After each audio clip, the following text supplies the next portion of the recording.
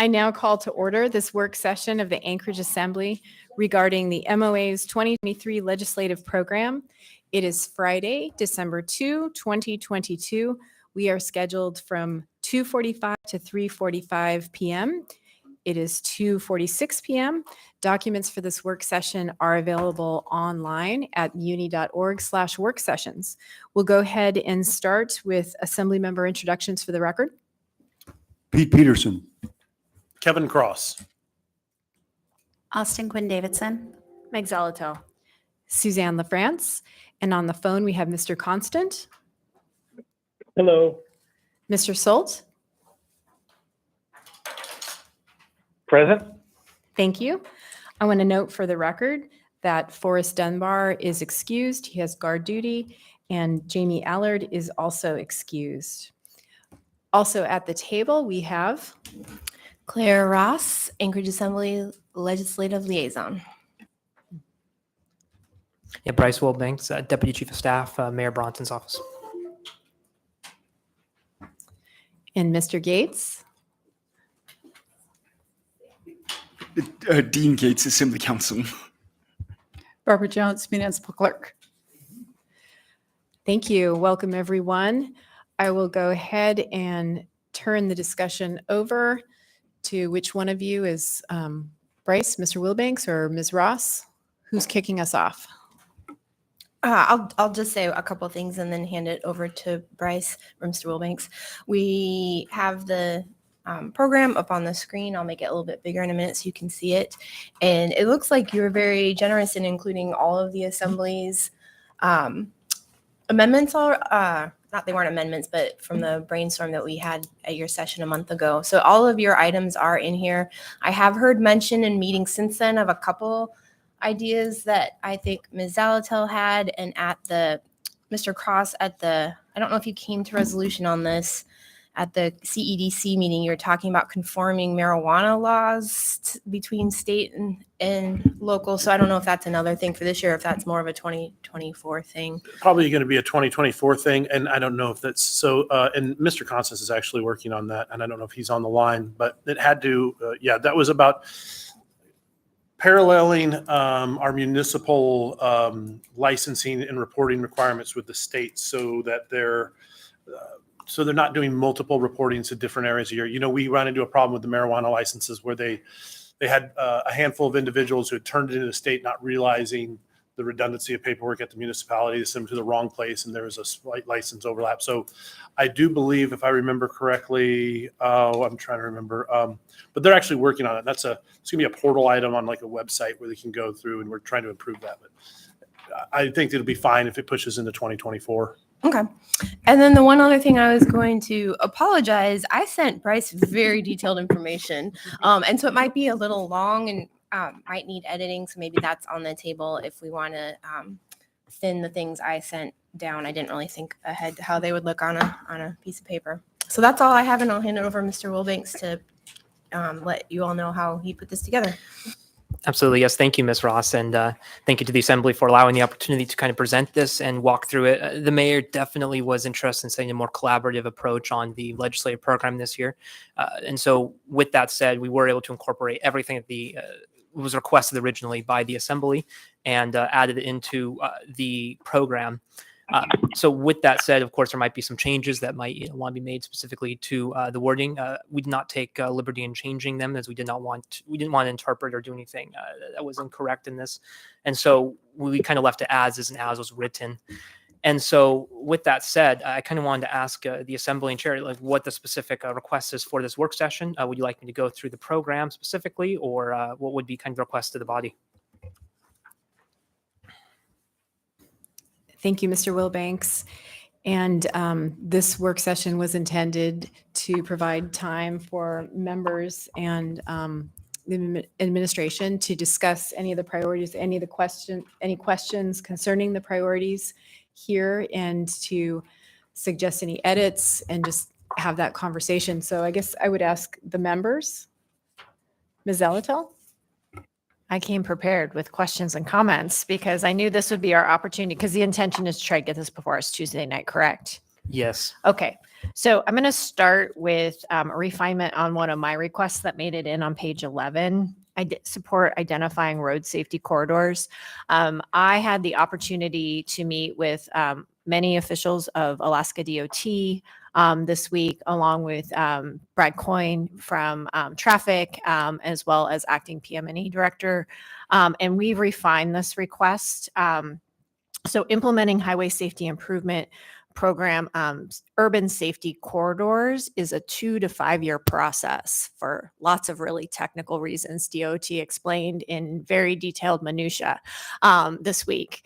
So what we've come up with, and we're working with Representative Josephson, who was at the meeting, is a request somewhat in line here with the amount of $500,000 for a Vision Zero coordinator within the traffic department that would allow us to specifically implement the Vision Zero plan in coordination and collaboration with DOT, particularly on high fatality and crash corridors within the municipality. And then I'm awaiting an amount that I would like to add. I think we'll still come around to this dollar figure to ensure that we have funding for APD enforcement of those in those areas, along with public education.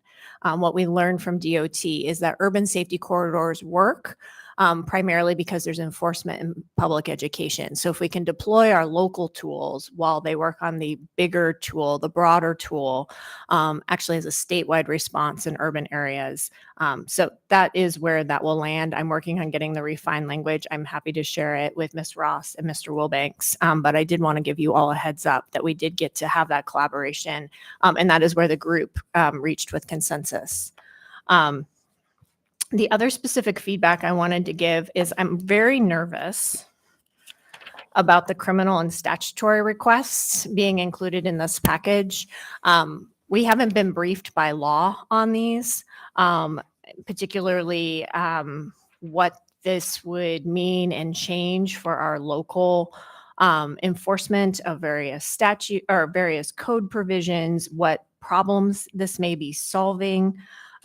So I think there could be the opportunity to ask for such requests, but maybe in a resolution by resolution or in a resolution where we have the opportunity to be more fully informed by the Department of Law. Also, it just doesn't feel, these are so specific, these don't feel like policy changes per se. They feel very technical. And so if we are going to make technical requests, I kind of want to understand the overall policy goals of them.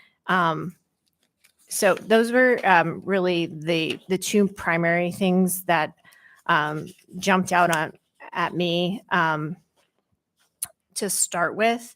And then I was wondering if there was some way, just format wise, that at the top of each heading, maybe if there's a monetary ask, if we could somehow systematize the monetary ask. So when you flip through it quickly, you can figure out what are we asking for. I had to do a little bit of digging on each one to say, oh, okay, the port, we would like to ask for 100 million, housing and homelessness, that's 25 million. I think it's called out a little bit better with the PAC and Merrill Field. So maybe just a consistent formatting. And I know that's in the weeds, but if I'm a busy legislative staffer and I'm flipping through this, I'm going to kind of want to maybe do the math. Thanks. Absolutely. Thank you, Ms. Zalatel. I appreciate the feedback on that monetary idea, and we can definitely attempt to incorporate it. I know some of the pages don't necessarily have a capital or even an operating request, so there's that consideration, but something we can definitely look into. Regarding the criminal and statutory changes, I'm going to keep my comments brief on it, as I'm not a lawyer, and I can't be the one who sits here and fully explains every single item. But what I can say is that I know a lot of these are generated obviously from SB 91 a few years ago, and we asked different departments specifically, hey, what would your requests be? And the Department of Law was able to come up with these, and so I would at some point it would be, I think, beneficial if the Department of Law is able to kind of brief and talk about these requests more than I would as a non-lawyer. So with that said, thank you, and those are great suggestions and comments, and I'll look out for those specific language regarding the coordinator, vision coordinator. And I want to note that this item, the legislative program, is 10B3 on the addendum. on the regular meeting, December 6th agenda. So that will be before the assembly on Tuesday. And I would imagine then if there are any changes, there would be an S version submitted. Yes, Chair, I think that would be good. Okay. Thank you. And I put myself in the queue. I just wanted to comment on the statutory requests. I had read through those, and I want to be supportive of encouraging any reasonable changes. But I have to say too, I don't have familiarity and certainly not an attorney or any kind of expert in this area. So I don't know if there is some additional information or if Department of Law has any kind of briefing on these, or there's some background information. I'm not sure if other members are also looking at it that way, or if there's something specific that would be helpful. But I know for me, a little bit more of an explanation, and you look like you kind of want to comment, Ms. Quinn Davidson. Sure. Just to back up what you both said, this legislative program is a joint request from the Assembly. And so if we don't know, if we haven't been briefed on what the request is, majority of us won't be comfortable including it. So I guess I would say provide a comprehensive briefing on what this is and why we should include it prior to Tuesday, or expect it to probably be removed. Thanks. Thank you for the feedback. Go ahead, Mr. Peterson. Thank you, Madam Chair. And I just, in the same page, the statutory requests, we passed a resolution here at one of our recent meetings about changing the voter registration so that there would be fewer ballots mailed out to people who are no longer living in the state of Alaska and have many have maybe already registered to vote in a different state somewhere else. And this is something that we would take to the chair of committees in the House, in the Senate, and it's a government affairs type of a situation, and hopefully you can find someone on one of those committees to sponsor that, and then if you're fortunate, it takes on a life of its own and it eventually passes in 2, 4, 6 years maybe. But anyway, just wanted to throw that out there, that's something that we as a group have actually sort of all advocated for since we passed that resolution. Thank you. Thank you, Mr. Peterson. Mr. Cross? Thank you. And perhaps it's in here and I just haven't delved deeply, but one of the things that we've been dealing on, which is that might fall under housing and homelessness, is just that we're trying to also amend or appeal some of the complications towards development in our community. We had our housing meeting that we had at the library. The assembly spent almost 8 hours. We've been working hard. We've doubled up what we're doing on the CEDC. And so I know the ACDA also has some legislation coming forward to amend code issues. And I don't see a whole lot in there. And I want to make sure that our constituents understand that we've heard their voice regarding some of the complications and frustrations they have with development and providing housing, and that perhaps this is an opportunity for them to know that it's not just homelessness that we're dealing with, but we're dealing with a housing issue in general. Thank you. Thank you, Mr. Cross. I'm actually going to invite Mr. Larry Baker up here to kind of help answer some of the questions specifically regarding the housing, as well as back to some of the criminal sections. Unfortunately, I'm just, as I mentioned, not a lawyer, and Mr. Baker's a bit more familiar with the criminal portion of it. And then back to your question, Mr. Cross, if you have any specific language that could be included in here, I think that's a very broad statement. I'd like to work with you to make sure that we incorporate these in as quickly as possible. Just to follow up before Mr. Baker proceeds, maybe perhaps under the opportunity for housing and homelessness, our opportunities aren't just in providing low-income housing, but is also in, how would I articulate this? Encouraging development and removing roadblocks to residential construction, so that we have safe, nice, flourishing neighborhoods. Thank you.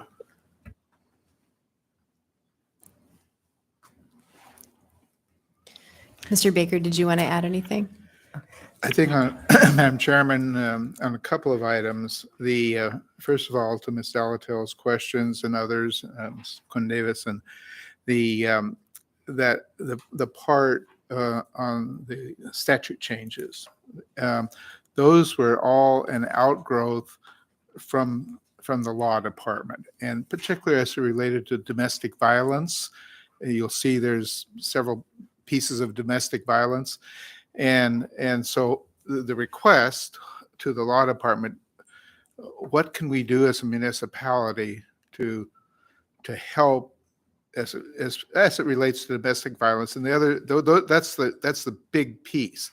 So I guess perhaps Tuesday night's not very far away, but would it be helpful if maybe we just asked the municipal law department to give you a memo to kind of outline it, or do you want to, but how do you want it? And we're happy to cooperate, obviously. Thank you, Mr. Baker. I think two things. Okay. The memo would be great as to why, but that page 9, and this actually might be more for Mr. Wilbanks, is it says civil statutory changes. And then it says criminal statutory changes. There's not a general overview, why. Okay. It's very legal. It's very technical. And if we're trying to convince legislators, all of which are not lawyers, about why they should care about this, and maybe convince us why we should care about this, that would be really helpful to have. And I have to, as you know, I'm not a lawyer either, and don't ever plan to be one. Okay, there's still time in my life cycle, yes. Your comments and everybody else's comments are exactly the same that I had when I read this. I said, I'm not a lawyer. I don't understand this. And we tried to, I hate to use this word, we tried to dumb it down for me. And I still don't understand it. But what I would be happy to do, and then if as you all read it, if you have any thoughts, I'll ask legal to write us maybe a memo in English as to why they think that we need this, and so we could have that for you and distribute it hopefully on Monday so you could review it before Tuesday night.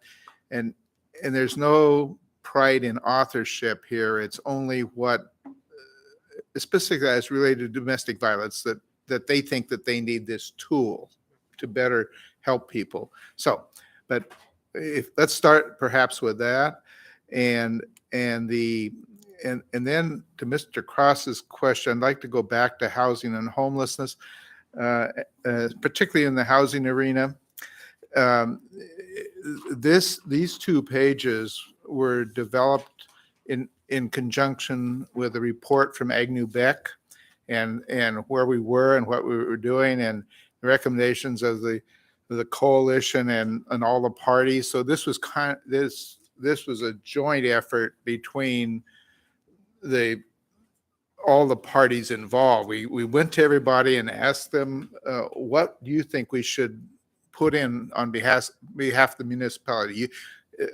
Come one, come all, and so these 2 pages in particular were developed between all the parties concerned, and we took their input and tried to condense it to 2 pages, and it probably should have 200 pages by the time we got to the end, but we did our very best. But this was a collaborative effort, actually, and I think some of the things in this presentation, actually, the mayor and I reviewed at our last joint meeting with the whole coalition of folks. And so we really appreciate Agnew Beck's help and assistance, because they did a lot of research, gave us a lot of data, gave us some information. And so if there's anything you'd like to add, please give it, we'll put it in. And it's such, because between the port and housing and homelessness, those are kind of the two big buckets. And and we're happy to put anything in. The thing we'd like to do, obviously, is to please be able to get it done Tuesday night, because time is of the essence. But if you think of something over the weekend or you want us to include it, we tried to include everything that the Assembly and Ms. Ross has submitted to us word for word. We didn't edit, we didn't take anything out, because but if you have any suggestions, just send them to us. The printer's on standby. So Thank you, Mr. Baker. And I'll go to Mr. Constant next. Mr. Constant, I'm sorry I missed, you've been trying to get in the queue here, and then Ms. Quinn Davidson, and then Mr. Salt. Thank you. A couple things. Now, I'll go back to the cannabis proposal that Kevin briefly touched on. The number one issue that I'm working on that topic is moving to 2-year licensing and getting the state to join us in doing that, as opposed to annual licensing. And so there are a number of other issues, but that is the primary issue. I don't know that it needs to be in our legislative program at this time, but that's the work. And then the issue of EV and the criminal question, we definitely need to be very cautious in asking for changes to the criminal code. So I agree with what we've heard from other members, that a more detailed briefing on that is important. And I think that a more specific ask to the state is to fund more prosecutors at the state level who can prosecute felony DV cases, because we've had in the past a working arrangement where we sent over a prosecutor we sent over police support and they prosecuted more cases, but that's gone away. And so in some ways we need more prosecutors and we need more of the state prosecuting. So I don't know how we get that language in there, but I think that that's a nexus of the problem. And then finally, I think maybe I don't want to put words in your mouth, Kevin, but I think what you were suggesting were some changes to the municipal code, and that we should focus on housing more, or at least on par with homelessness. And so I think the effective question to answer is, what barriers in the state law are we facing in the development arena? And so I don't know the answer to that question, but I think that's the right question to get to an answer to put into this document, because this document's asking for state law change.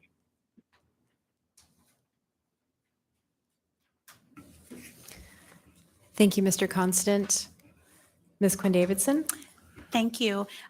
Because I just sort of responded to what Suzanne and Meg had spoken about with regard to the legal stuff, I didn't start by saying thank you for working on this, and thank you for working with Claire and getting everyone's comments. I didn't submit any, but I appreciate everyone doing that and getting them in here, and it looks nice. I wondered, sort of just organizationally, if it would make more sense, the statutory requests, should we choose to keep those in there? They're sort of in the middle of a bunch of capital requests on either side. So I was just wondering if it might be better to organize like money requests and then other requests. I don't know, Sure. Just an idea. And then Pete, I wondered if on page 11 on the far left, is that what you were referring to, or is that something else? Because that has a section, you might want to read that, about election stuff that might include what you were mentioning. And if it doesn't, maybe that would be a good place to add it. And then Barbara, have you looked at page 11 and seen the piece about elections? And you don't have to respond now, but I would just ask that you look at that and make sure that's consistent with what we as an assembly have been supporting. Thanks. That section was approved by Jamie Heinz, our elections coordinator. I don't remember if Barbara said it. Well, of course, but so the clerk's office has been working with the Ethics and Elections Committee for years, and the public, because you've all been concerned about the number of envelopes that get mailed and returned undeliverable. So that was what the purpose of these requests are for. So the staff worked on them. We had a presentation from the State of Alaska Division of Elections to both the Ethics and Elections Committee and the election commission after the April election. And as a result of this, Jamie drafted and we reviewed and edited this resolution. We presented the resolution to the Ethics and Elections Committee and to the Election Commission, and both of them are supportive of it. And I believe the Assembly also passed a resolution in support of this. So we're grateful for that. We want to make changes in state law to make elections better. So thank you. Thank you, Ms. Jones. Thank you, Ms. Quinn Davidson. Next in the queue is Mr. Salt and then Ms. Zalatel.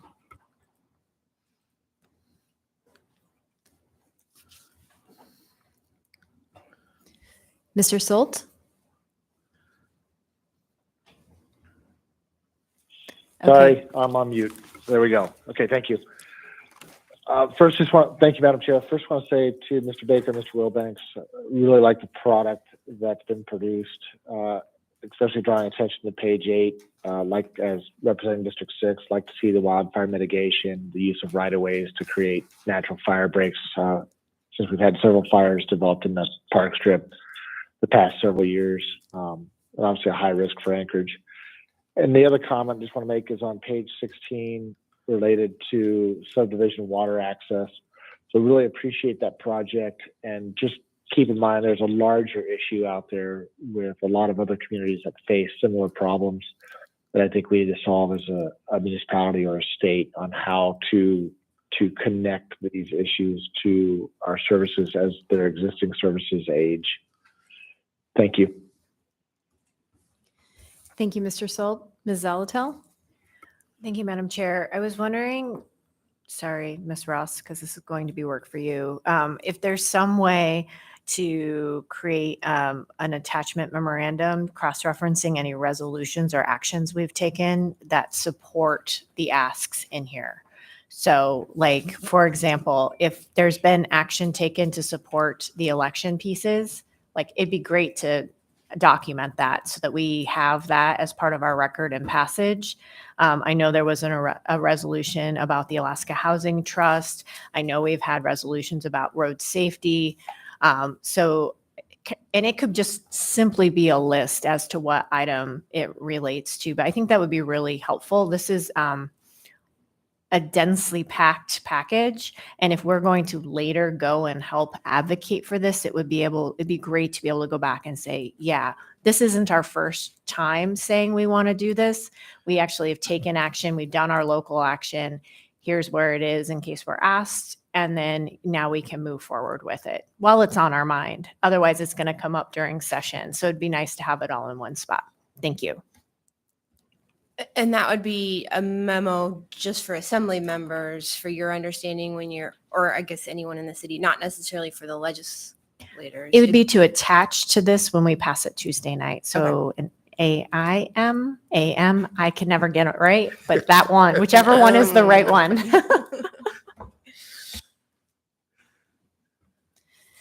Thank you, Ms. Zalatel. I think that a spreadsheet and AIM would be fine. And that was Mr. Constant who suggested an AIM with a spreadsheet.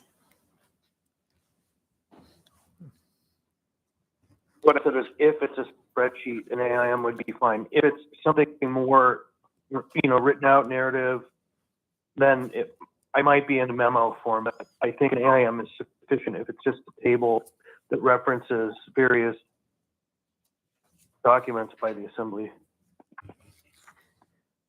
Thank you, Mr. Constant. And I want to note for the record, we were joined by Mr. Volan quite a few minutes ago.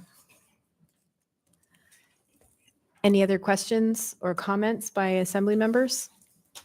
Or from Ms. Ross or Mr. Wilbanks or Mr. Baker?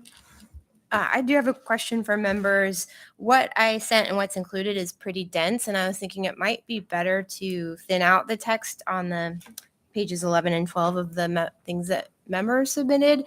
And then perhaps, especially I'm thinking for the voter one that is so long and detailed, that I could create a fact sheet that if one of you were to go to Juneau to lobby on one of these specifically, then you could have a little bit more detail. Is that something that you would like, or do you like the level of detail that's in here?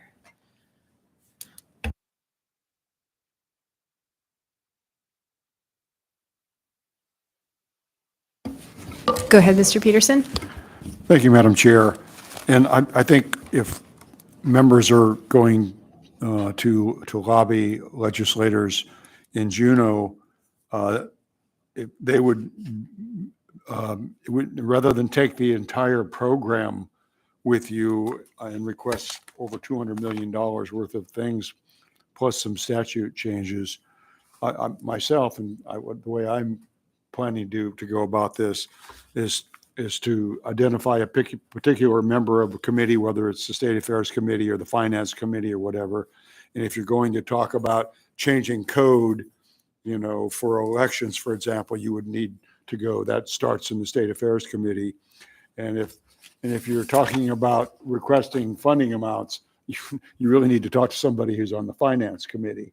And so it just depends on what the members' main goal is, what their top number one priority is, and then finding out which legislator or legislators are the people that might be the best ones to talk to about promoting that particular item.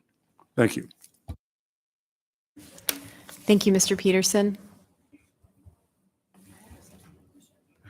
Go ahead, Ms. Zelatel. So I have a substantive question on page 6. So I may have to be taken offline.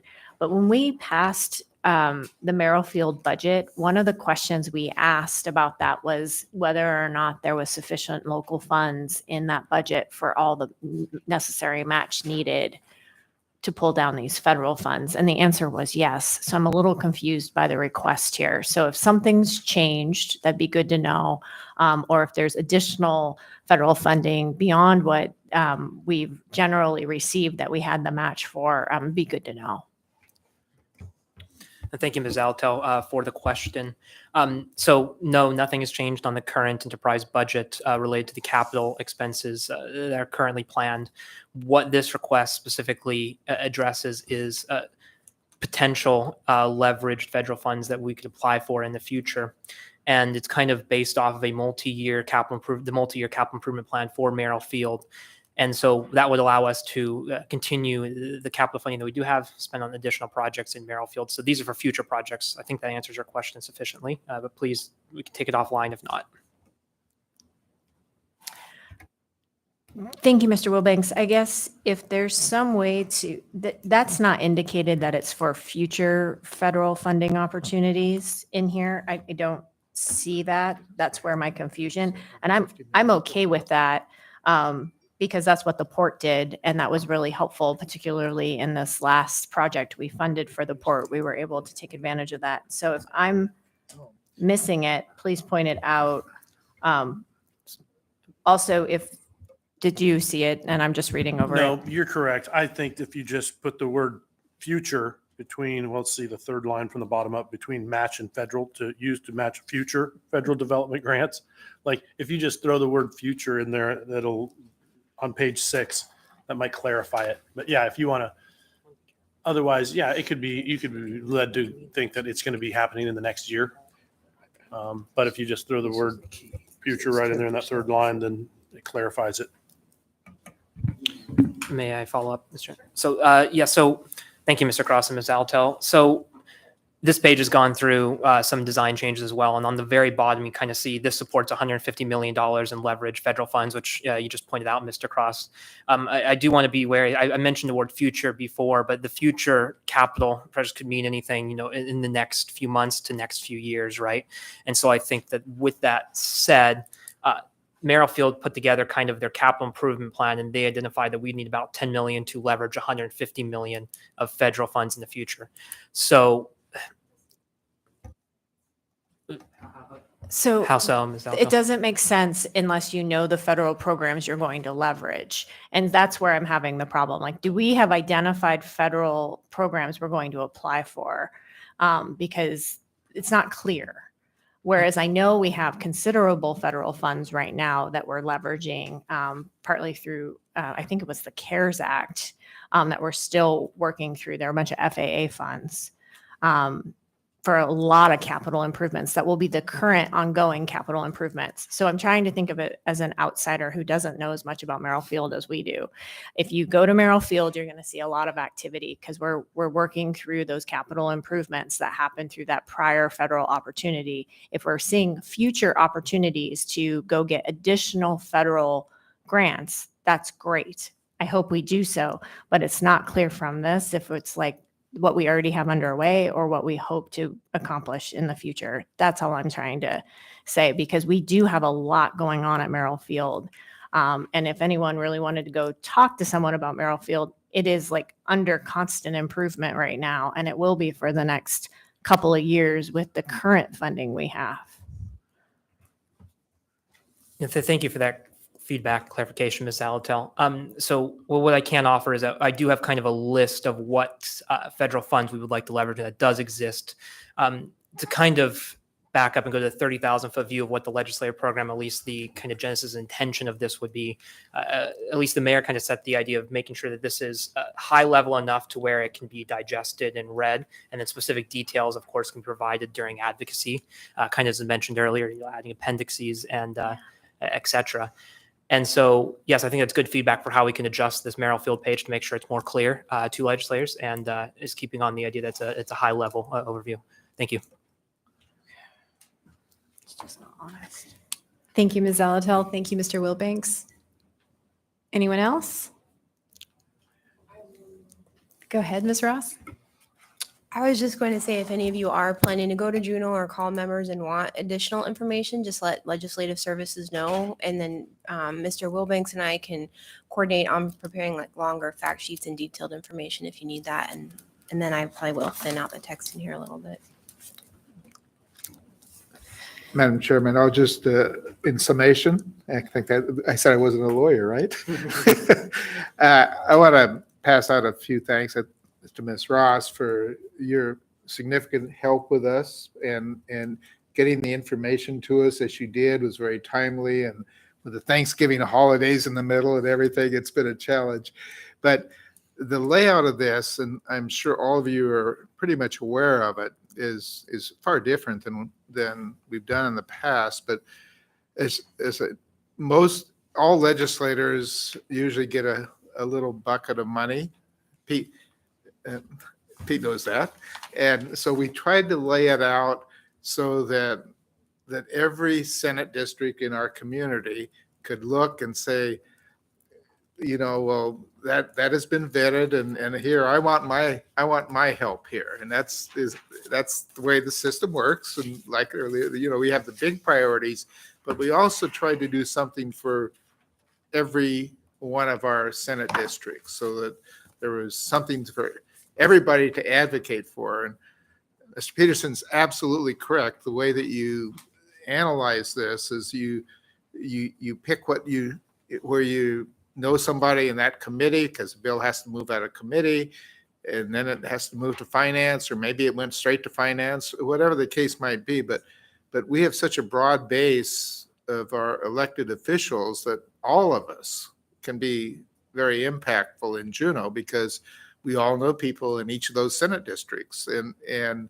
we know people no matter what the organization looks like, we have people that we know that we can advocate with. And so it was laid out a little differently so that nobody was left out, and that there was something that's important in that area. And it went through an extensive screening process with our various departments, and what did the community council said, and what were the priorities, and it was a condensed. We didn't have and we got down. You'll notice that each Senate district has $3 million in road improvements, for example. That's kind of across the municipality. Everybody has.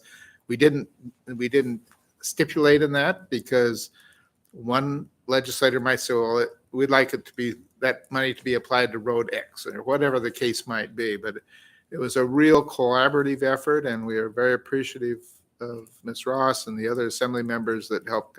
If you have any suggestions, we can incorporate it. We can have it. We can redline it and get it done by Tuesday night. And I think the work product in total is something that needs serious consideration. Thank you. Thank you, Mr. Baker. Mr. Peterson? Thank you, Madam Chair, and thank you, Mr. Baker, for that. And another thing to keep in mind is that legislators are going to be pre-filing bills.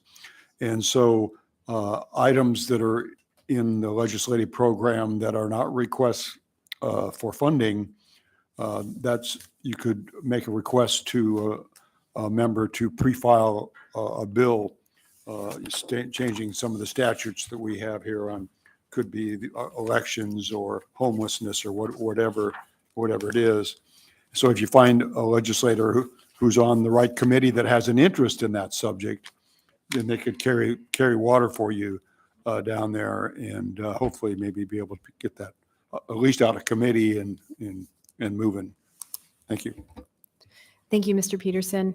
I just have a couple questions, and if one of you could refresh my memory on the major projects by district, are those taken primarily from the SIP list or from, I mean, some of them are state roads, so I imagine there's some crossover with AMATs. Yes, thank you, Mr. France.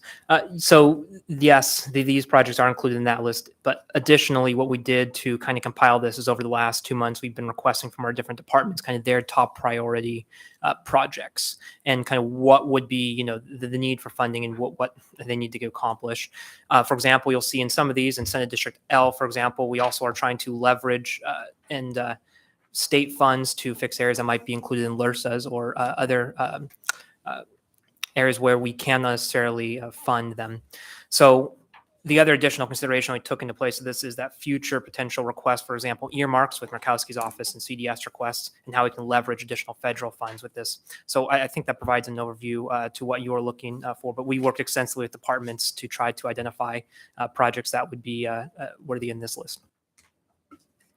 Got it, thanks. And then Meg's question, or Ms. Zelatel's question about the matching portion triggered another question for me about the infrastructure grants. And I don't know if, where the departments are at with any applications, but I know that many of those grants do require a matching funds component, which has been a topic of conversation among other communities and legislators.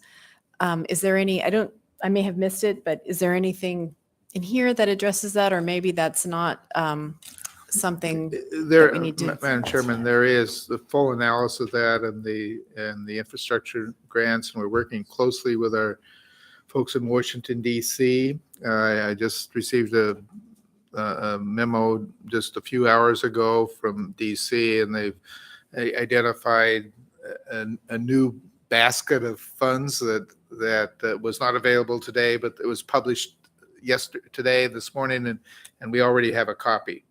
And so the infrastructure bill obviously is complicated, but we did really well in the last round, and I suspect in conversations that we've had with our delegation offices that it really helps when your senior senator is a member of the Appropriations Committee in the U.S. Senate.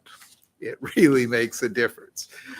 We would never have received 80, and maybe this is a good matter for the record, I think, because I know I've not seen it published anywhere, but the $80 million, $78 million matching funds that we received for the port, that was the largest single appropriation for ports in the United States. Wasn't even close. I think Long Beach received $30 million as a comparison. But to have a senior member on Senate appropriation where earmarks still can be made by members of the not all members of the Senate, not members of the House, but in the U.S. Senate, members of the Appropriations Committee still can propose earmarks. And we are in the right place at the right time to ask. And that's exactly what we're doing. And so we will be our delegation in Washington will be hearing very clearly what our asks are, and as it relates to the infrastructure bill, and as they let those buckets of money out. And now I got another question from Ms. Salato. I shouldn't have talked so long, right? Go ahead, Ms. Zalato. Thank you. Yeah, so when I'm looking at these various major projects in the Senate districts, I see, I think, 4 or 5 water access projects. This seems ripe for a larger request for identifying all the water access projects across the municipality. I am sure this is probably a selection of those that need to be done. And this really gets to Mr. Cross's point.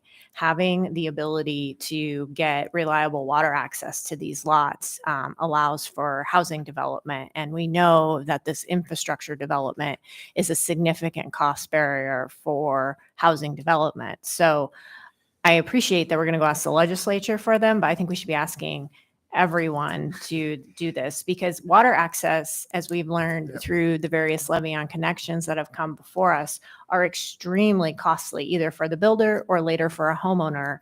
And they're key pieces to health and safety in our community. So I just wanted to flag that, since I know the port is definitely on your mind, but as I started to add these up, I wanted to flag it for you. Yes, Ms. Salato and Mr. Cross, particularly, that's why they're in here, because housing is at the top of our list, and it's really tough to do that without without having water there. And so that was absolutely, you're now connecting the dots. Thank you. I know you have. Excuse me. Mr. Constant?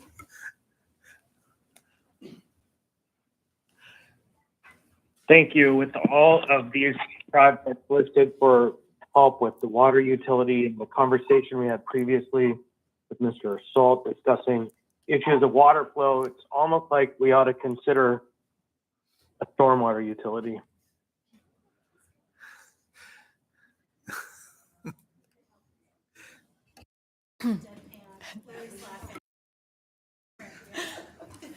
Which does exist in code.